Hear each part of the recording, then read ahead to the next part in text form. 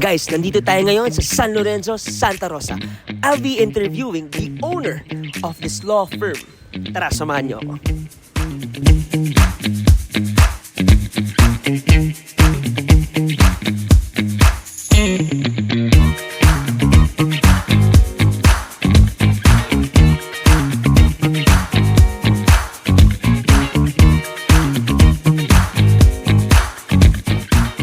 Alright, here with me right now is Attorney Nico Palmos. Pare, kamusta?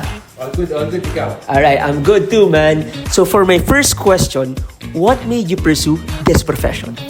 Actually, brother, you know me na nagtrabaho ako sa corporate for how many years, and feeling ko I can do so much more. Kasi gusto ko may nawala yung fulfillment. Correct. So, dito ko siya nakita. Dito pagod ako, pero fulfilled ako. Alright, so basically more on hinanap mo pa yung purpose mo sa, kumbaga may ilalalim pa pala. Okay? So Brody, tanong ko lang kasi most lawyers kasi, syempre nagpo-focus sa corporate. What gave you the idea, no, to put up your own firm? Kasi sabi mo nga, most lawyers nasa corporate or ano. And okay yun, actually. Pero mas yung paniniwala ko kasi ang batas hindi lang siya tungkol sa rules. No? It's about structure, accountability, and especially it's about people. Kasi buhay ng tao yung hawak ng isang lawyer kada kaso. Yeah. And the sensitivity of that talaga enduring siya. So ako, doon ko nakita yung purpose ko. Tulad nga sabi ko sa iyo kanina, I get paid. Maswerte ako kasi I get paid na ginagawa ko yung gusto ko. And not everyone, has that privilege. Yeah, correct. So brother, thank you so much for that answer. So for my next question, pare, what is your biggest challenge by far as a lawyer? Sabi ko nga sa iyo, sa firm namin, I value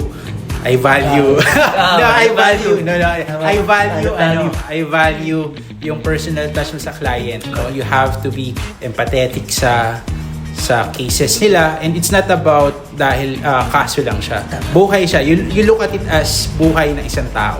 And when you look at it that way, makikita mo kung gaano kahalaga yung kada sulat ng pleading na ginagawa mo. Correct. And you value more doon sa ginagawa mo. Correct. To also add, ang isa sa mga challenge namin is yung expanding on that value. Ano ibig sabihin? Currently, we have an office pa lang, but as I mentioned sa iyo kanina rin, we expanded already sa ibang office sa Calamba, and we're currently here in Santa Rosa.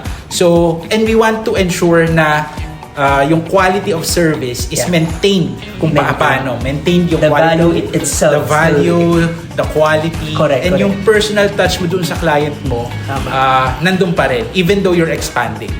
Yes, alright. Nako, thank you so much for the wisdom, Nico. So, eto ngayon, for my final question, what can you give, or let's say, mabigay natin na advices, no, for the startup entrepreneurs ba? I encourage, if they have the capability, I encourage them to start as early as possible. But what's most important sa lahat is to start lean. Ibig sabihin, you only start kung ano yung necessity for you to start your business. Correct. Ibaba mo yung overhead mo as much as possible. Kasi Japanese way of thinking yun eh. Diba? Yeah. Ibaba mo yung overhead mo as much as possible para yung income mo is talagang maximize. Correct. Kung hindi mo makontrol yung income mo, like sa aming firms, hindi mo naman masabi yung income mo this month, ilan kasong makukuha mo, and so on. So you have to control yung overhead expenses mo. So basically, with your current standing, make sure to live within your means, right? Okay?